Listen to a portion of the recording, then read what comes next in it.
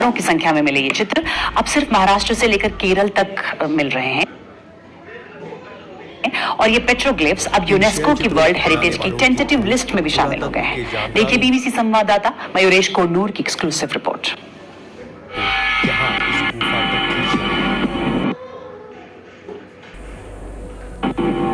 एक सवाल जो इस सब के केंद्र में है कि ये जो मनुष्य उस वक्त इन शैल चित्रों को बनाने वालों की खोज पुरातत्व के जानकारों उसके पास कौन से हथियार थे, अगर इन सवालों के जवाब को यहाँ इस गुफा तक खींच लाई है तो बहुत सी चीजें सामने आ सकती हैं।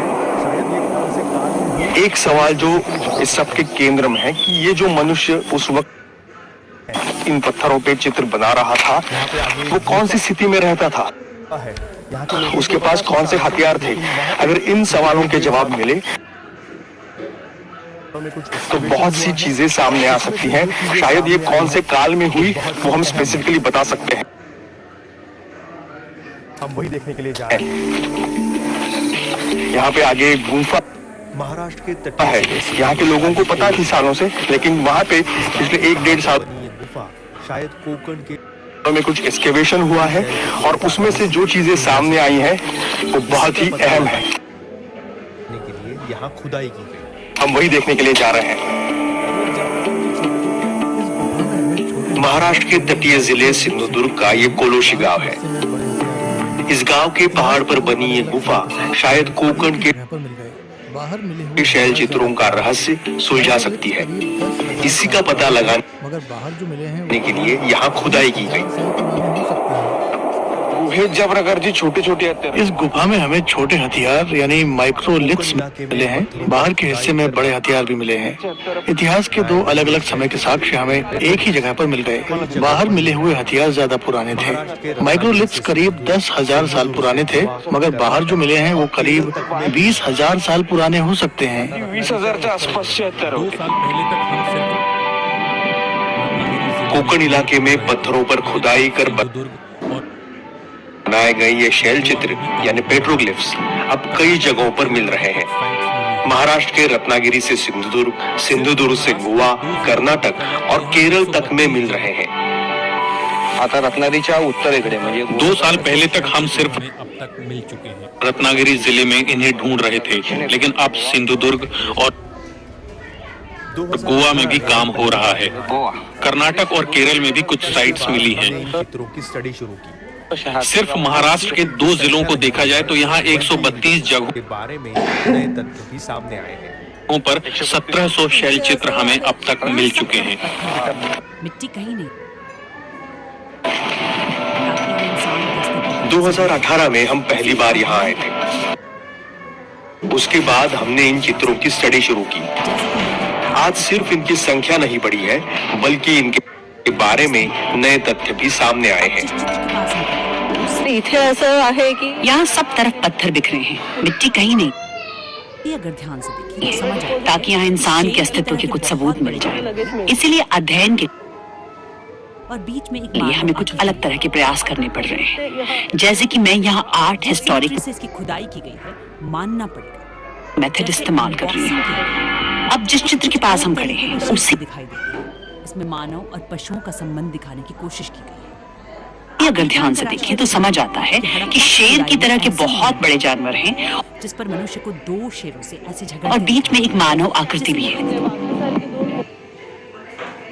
जिस सिमेट्री से इसकी खुदाई की गई है, मानना पड़ेगा जैसे एम्बॉसिंग किया गया हो। कुछ अलग तरीके के शेप में दिखाई देते हैं। इसमें मानव और पशुओं का संबंध दिखाने की कोशिश की गई है। आप ये जानकर आश्चर्य करेंगे कि हड़प्पा की खुदाई में ऐसी मोहरें मिली हैं जिस पर मनुष्य को 2 शेरों से ऐसे झगड़ते दिखाया गया है, जिसे यहाँ गिलगमेश के काव्य की दिखाया गया है। मैं वो चित्र आपको अभी दिखा सकती हूँ। हमारे यहाँ करीब 3,500 साल पुराना ये कालखंड है। वही शेर दिखाए गए। आदि मानव आखिर क्या कर रहा था? अगर आप और देखें तो मेसोपोटामिया, ईरान में भी उत्खनन के बाद ऐसे चित्र मिले। किस संस्कृति का वो हिस्सा था? गिलगमेश के काव्य की तरह। क्या थे? वो क्या कहना चाह रहा था और इन चित्रों का समय कोकण के इन शैल चित्रों से जुड़ा अहम सवाल ये भी है कि इन चित्रों को बनाने वाला आदि मानव आखिर क्या कर रहा था। क्या वो शिकारी था, खेती कर रहा था, कालखंड की शुरुआत में कल्पना की थी, ये उससे भी कहीं पुराना है। किस संस्कृति का वो हिस्सा था, इन चित्रों की खुदाई की वजह क्या थी, जब उत्तर कोंकण में कन्हेरी जैसे गुफा चित्र बनाए जा रहे थे, क्या कहना चाह रहा था और इन चित्रों का समय क्या था, मतलब ये कितने बहुत ही पुराना है। साल पुराने हैं। आपण जो कालखंड इमेजिन केला हमने जिस कालखंड की शुरुआत में कल्पना की थी ये उससे भी कहीं पुराना है। प्री हिस्टोरिक पीरियड से हिस्टोरिक पीरियड में भी ऐसे चित्र बनाने का काम जारी था। जब उत्तर कोंकण में कन्हेरी जैसे गुफा चित्र बनाए जा रहे थे, दक्षिण कोंकण में उस वक्त भी पेट्रोग्लिफ्स बन रहे थे। अब ऐसा कहा जा सकता है कि ये कालखंड बहुत ही पुराना है। सेकंड सेंचुरी बीसी इतका है। कोकण के पेट्रोग्लिफ से जुड़े कई सवालों के जवाब हमें पंजाब के मोहाली में मिल सकते हैं। आर्कियोलॉजिस्ट डॉक्टर पार्थ चौहान पिछले कुछ महीनों से पेट्रोग्लिफ्स की स्टडी में जुटे हैं। सिंदूर की गुफा की खुदाई में भी वो शामिल थे। आइसर मोहाली की इस प्रयोगशाला में खुदाई के बाद पाए गए हथियारों पर शोध चल रहा है। वो यही ढूंढने में लगे हैं कि ये चित्र कितने साल पुराने हैं। करंट इंफॉर्मेशन जो है इंडिया में और श्रीलंका में माइक्रोलिथिक टेक्नोलॉजी 48,000 इयर्स ओल्ड है, तो मैक्सिमम एज रफली उतना कह सकते हैं। मैक्सिमम मिनिमम एज 10,000 इयर्स भी हो सकता है, 5,000 इयर्स भी हो सकता है। बट अभी तक हमको केव में पोर्ट्री नहीं मिली है, तो लग रहा है कि चालकोलिथिक पीरियड से पुराना है।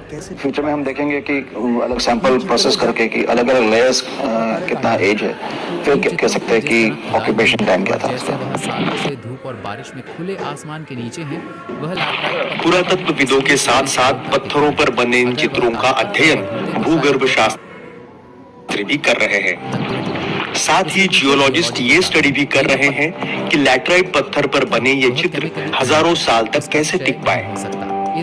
ही चित्र प्रकारे काढलेत, इन चित्रों की जिस तरह खुदाई हुई है और जैसे वह सालों से धूप और बारिश में खुले आसमान के नीचे हैं, वह लैटराइट पत्थर पर हैं, इसलिए इतने सालों तक टिक पाए हैं।